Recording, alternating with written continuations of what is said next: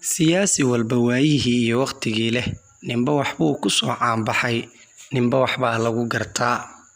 Cabqariga hogaamiye Galmudug ee haatan horboodaya Galmudugda cusub ee dhijitaalka ah, Axmed Cabdi Kaariyo Qoorqoor, oo ku soo galay siyaasadda daba-jooganimo, wax daawasho iyo aragti koobiyeen ah.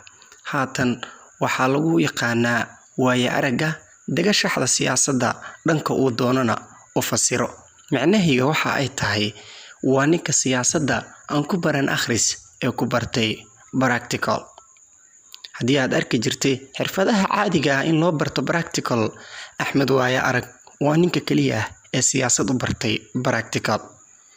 Haatan oo la joogo fagaarayaal lagu baratamo, waxa uu maamulada waaweyn ee Soomaaliya hore uga jiray sida Jubbaland oo 20 sano ku dhow, Puntland oo dhisan wax ka badan rubac qarni, iyo kuwo kale oo haatan baraya waxa ay tahay dowladnimada, hufnaanta, wada shaqaynta iyo sida aanan looga maarmin in xiriir wanaagsan lala yeesho dowladda dhexe. Axmed Cabdi Kaariyo Qoorqoor, oo lagu xanto in uu daba-joog u yahay dowladda dhexe ee Soomaaliya, ayaa fagaarayaal badan ka sheegay isagoo aan la xishoonayn kana cabsanayn in haddii aan dowladda dhexe lala shaqaynayn, waxa meesha loo joogaba ay tahay shaqo leexsan. Madaxweynaha Galmudug marka ay timaado fagaarayaasha in laga hadlo iyo shirarka, ma aha nin dadka ceebahooda qodqoda, mana aha nin fowdo badan. Marar badan waxaa lagu xantaa inaanu luqadaha qalaad iyo aqoontiisu durugsanayn, hase yeeshee tan ayaa beenisay markii la arkay isaga oo safiiradda Ingiriiska ee Soomaaliya kula hadlaya aaladda fogaan aragga ee Zoom, waxaana muuqata inaanu qof turjubaan ah u dhaxaynin labadooda. Taasi waa kaftan. Marka aan ka soo laabanay xaqiiqatan, Axmed Cabdi Kaariyo Qoorqoor waxaa lagu sheegaa dadka ka agdhow inuu yahay nin nabadoon ah, nin kaftama, nin waayo-araga, nin khibrad badan, nin dadku ay u siman yihiin, nin muujiya mas'uuliyad, xilgarashanimo.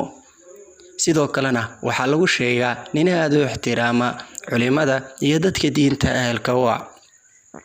Goor dhoweyd oo ah horaantii bishan aan ku guda jirno ee November iyo dabayaaqadii bishii October, aan iraahdee 2 toddobaad ee lasoo dhaafay, waxaa dagaal lagu riiqmay oo faraha looga gubtay oo ka dhacay magaalada Guriceel ee u dhow caasimadda Galmudug ee Dhuusamareeb.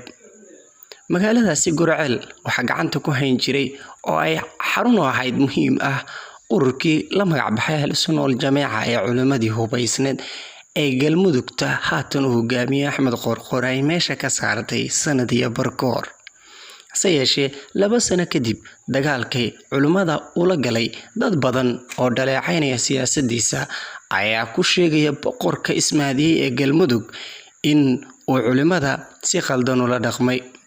Hase yeeshee culimada ujeedkoodu muxuu ahaa?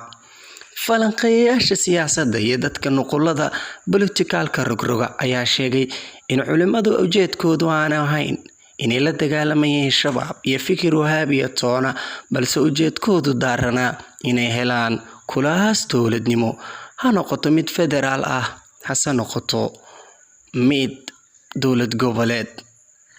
Iyo sidoo kale culimada ayaa la sheegay inay gadaal ka riixayeen siyaasiyiin kusoo fashilmay garta uu qaybinayay Axmed Qoorqoor ee ahayd 37 kursi ee baarlamaanka, kuwa uu sheegay inay beelahooda iyo reerahooda ka doontaan, asaguse uu wada qori doono dhammaan tartamayaasha kaba qabiiladu soo magacaaban. Hase yeeshee ragga qaar ee saaxiibadiisii ugu dhadhawaaya Axmed Macalin Fiqiina uu ku jiro, uguna madax caddaa, ayaa yidhi saaxiib kursiga iyo xir oo aan keligay qaato. Hase yeeshee geesigan go'aanka adag ee hogaamiye Galmudug ayaa yidhi in adeer markan waa markii cadaaladdu ka shaqayn lahayd dhulka gubanka ah ee Galmudug, waxaana markan aan jirin wax cadaaladda noo dhaama ee cadaalad waxaaga ku raadso. Dharbaaxadii uu kala kulmay Axmed Macalin Fiqi ayaa dhanka kale u weeciyay in uu siyaasadda Axmed Qoorqoor ee dowladdiisa kala furfuro. Waxa uu ahaa wasiir muhiim ah oo ahaa wasiirkii amniga, xilka ayuuna iska qaaday. Waase la ogaa in Axmed Macalin Fiqi uu durbaba isku bedelay sidii suxufi ka tirsan Reuters ka oo soo tabinaya tilaabo kasta oo ka mid ahayd tallaabooyinkii dagaalkii Gurceel iyo jabhaddii la magac baxday Al-Sunna oo ka qaatay maamulka Galmudug ee uu hogaamiyay Axmed Qorqor. muddo 2 sano iyo bar kadib dadka reer Galmudug waxa ay ku naaloonayaan dawlad dhisan, wasiiradeedu shiraan, baarlamankeedu yeesho kalfadhiyo rasmi ah oo noqday maamulkii koowaad ee doortay senataradiisa. inkastoo haatan dhowr senatar ay dhiman yihiin, dhawaana la filayo in kuraasta aqalka hoose ay ka kala dhacaan doorashooyinkoodu caasimadaha gobolada Galgaduud iyo Mudug ee Gaalkacyo iyo Dhuusamareeb. Galmudugtan ma ahan Galmudugtii hore ee dhowrka isbaaro ay kala yeeleen Matabaan, Dhuusamareeb, Godinlabe, Gaalkacyo iyo Cadaado. waa Galmudug leh maamul, canshuuro, nidaam booliis iyo canshuur qaadayaal iyo minashiib midaysan.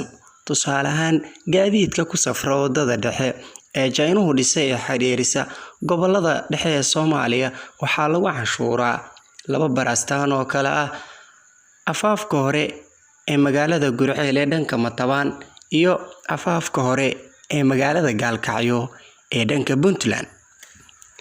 Galmudugta haatan waa Galmudug leh nidaam waxbarasho oo degsan, Galmudug leh wasaaradda shaqeeya oo wax ka qabata musiibooyinka soo kordha ay ka mid yihiin abaaraha, ayaxa, la dagaalanka aafooyinka kale oo ay ka mid yihiin cudurrada dilaaga ah sida kaneecada, booliyada iyo cudurrada kale ee ahliga ah.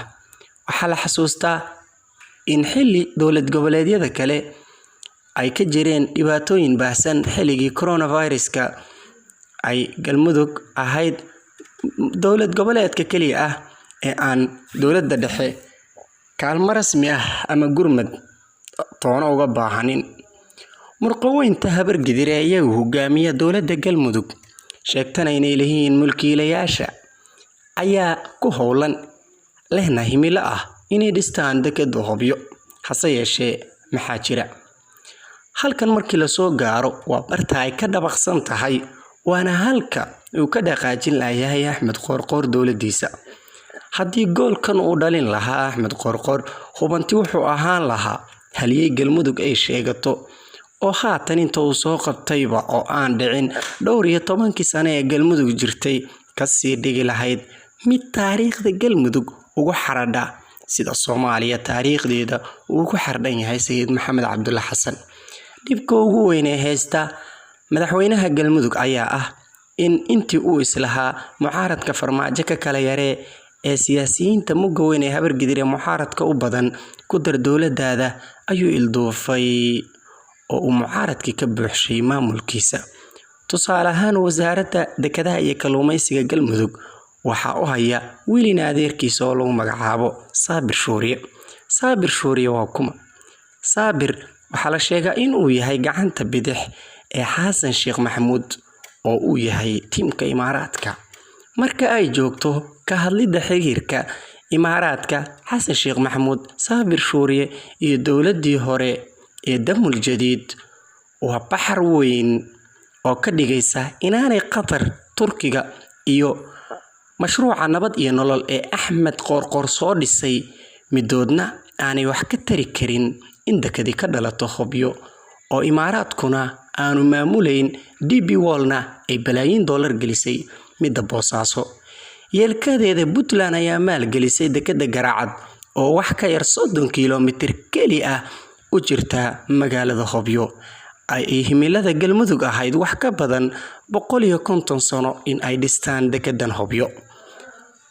haddaba maxaa la gudboon dadka reer Galmudug? mase ka faa'iideysan doonaan xilligan oo haystaan hogaamiyihii ugu fiicnaa taariikhdooda soo maray? maxayse kula tahay adiga ra'yigaaga? mahadsanidi. halkan waa Somali Media Show.